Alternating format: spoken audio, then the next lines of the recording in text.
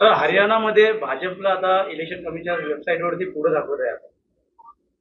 कोणाला? हरियाणाचे जे निकाल आहे त्याचा महाराष्ट्राच्या बघा, चुनाव आयोग म्हणजे निवडणूक आयोग त्याची वेबसाईट ही निवडणूक आयोग म्हणजे काय, भाजपात आहे ना शेवटी. काही करू शकतात ते, पण पाहू ना, अजून निकाल यायचे बरेचसे. निकाल येतील, वर खाली होत असतात, अजून बरेच राऊंड मोजायचे आहेत. पण हरियाणामध्ये काँग्रेसचं सरकार स्थापन होईल याच्याविषयी आमच्या मनात शंका नाही. हरियाणाचे मुख्यमंत्री वारंवार वक्तव्य करत होते, मात्र तेच आता मोठ्या फरकाने पिछाडीवर दिसत आहे. कालच नायब सैनी सांगत होते की मी हरियाणामध्ये निवडणुका जिंकण्याचा संपूर्ण बंदोबस्त केलेला आहे. आज सकाळी हे मुख्यमंत्री आघाडीवर होते, आता पिछाडीवर आहेत. तसं तुम्ही जे म्हणताय की आता वेबसाईटवर निवडणूक आयोगाच्या काँग्रेस मागे आहे, होऊ द्या पूर्ण निकाल, शेवटच्या राऊंडपर्यंत, फेरीपर्यंत निकाल लागत राहतील. पण मला खात्री आहे की हरियाणाची जनता जी आहे ती स्वाभिमानी जनता आहे. महाराष्ट्राप्रमाणे ती जाटलँड आहे, लढवय्ये लोक आहेत ते. जसे इथे मराठा लढवाई आहे, महाराष्ट्राचा मराठी माणूस लढवाई आहे, स्वाभिमानी आहे, तशी हरियाणाची जनता सुद्धा स्वाभिमानी आहे. महाराष्ट्रामध्ये काँग्रेस हरियाणा जम्मूमध्ये पुढे महाराष्ट्रात त्याचा सीट वाटपावर काही होणार नाही.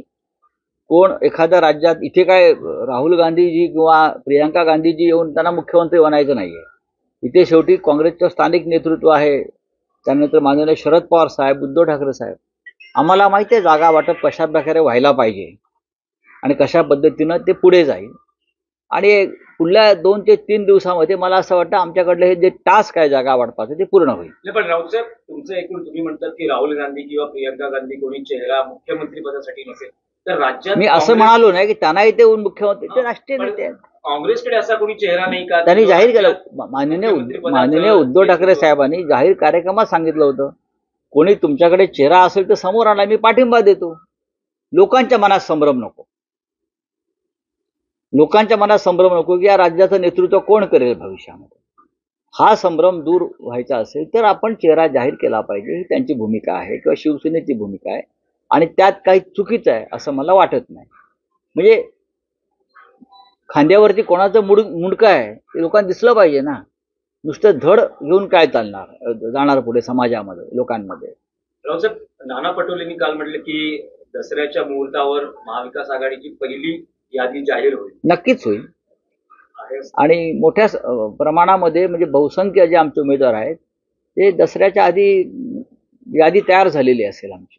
सर, कल मीटिंग के बाद नाना पटोले ने कहा कि दशहरा के बाद हम फाइनल करेंगे, उससे पहले ही हो जाएगा, उससे पहले हो जाएगा. चेहरे को लेकर आपने कहा देखिए, मुख्यमंत्री पद की जो चर्चा है ये दिल्ली में होती है.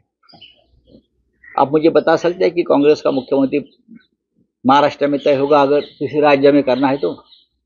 वो तो वहाँ दिल्ली में जाना पड़ेगा. उनकी एक सिस्टम है, वर्किंग कमेटी है, लीडरशिप है, हाई कमांड है. यहाँ कैसे बात करेगा कोई मुझे बनना या नहीं बनना है? हम लोग है या शरद पवार साहब, हमारे पार्टी का जो हाई कमांड है वो महाराष्ट्र में, मुंबई में है. हम हमारा निर्णय ले सकते हैं. चलो, थँक्यू व्हेरी मच. स्वागत आहे, त्या जिंकतील. प्रिया दत्त या जर निवडणूक लढणार असतील वांद्रे पश्चिम या मतदारसंघातून, तर आम्ही त्यांच्या उमेदवारीचं स्वागत करतो आणि मला पूर्ण खात्री आहे प्रिया दत्त ह्या वेळेला निवडणूक जिंकतील. दीपेश म्हात्रे यांची घरवापसी झाली होती, त्यानंतर आता अशी देखील चर्चा आहे की काही आमदार ज्याप्रमाणे आपल्या संपर्क मोठ्या प्रमाणामध्ये शिवसेनेत इनकमिंग होईल हे तुम्ही आता भविष्यात पाहाल. दीपेश म्हात्रे कल्याण डोंबिवलीतून आलेले आहेत. ते मिंदे गटाबरोबर नाईलाजानं गेले होते. त्याच भागातले कल्याण, डोंबिवली, ठाणे, पालघर या भागामध्ये मोठ्या प्रमाणात जे आमचे लोक दहशतीखाली फोडले होते ते सगळे बहुतेक लोक शिवसेनेमध्ये परत येत आहेत. तुम्हाला चित्र दिसेल. शरद पवार त्यांना जे सोडून गेलेले आमदार आहेत त्यांनाही परत घेण्याच्या एकूण मनस्थितीत किंवा त्या व्यूहरचनेत दिसत आहेत. अशा वेळेस शिवसेना सोडून गेलेल्या आमदारांना पुन्हा या निवडणुकीसाठी काही घरवापसीचे संकेत किंवा तसं तुम्हाला, तुम्ही जो प्रश्न विचारताय त्याचं उत्तर तुम्हाला प्रत्यक्ष कृतीतून दिसेल.